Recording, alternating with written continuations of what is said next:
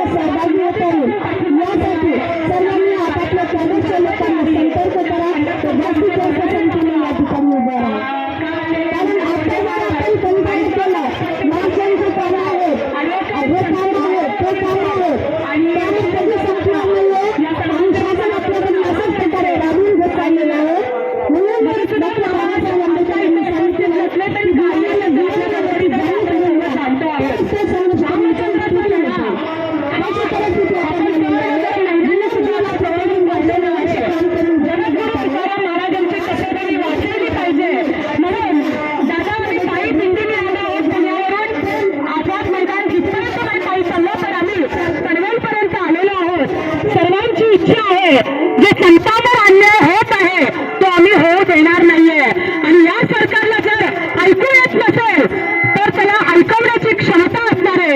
सर्व आमची थोर मंडळी इथं बसलेली आहेत, आम्ही तुमच्या सोबत आहोत आणि ती ताकद आता एक जुटीने उभी राहिलेली आहे। मला नाही वाटत आहे आता याला वेळ लागेल, कारण महाराजांनी सर्व अन्याय जो आहे तो सहन केलेला आहे। महाराजांच्यावर आपले सर्व प्रयोग झालेले आहेत, महाराजांना मारहाणीचे सुद्धा प्रयोग झालेले आहेत, तरी सुद्धा हा महात्मा थांबलेला नाहीये। आणि मधुसूदन महाराज ज्या वेगाने हा लढा पुढे नेत आहेत, आपण सर्व तितक्याच वेगाने आज इथे उपस्थित राहिलेलो आहोत।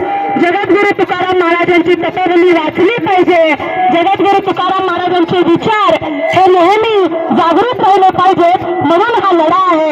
आणि संतांच्या कार्यासाठी सर्वजण तेवढ्या लांबून लांबूनच्या जिल्ह्यातून आलेले आहेत।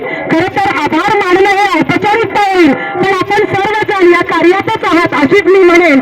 मला असं वाटतं दादा, मी या व्यतिरिक्त जास्त बोलण्यापेक्षा सन्माननीय व्यासपीठ आहेत त्यांना आपण संधी द्यावी। मनापासून सर्वांचे आभार।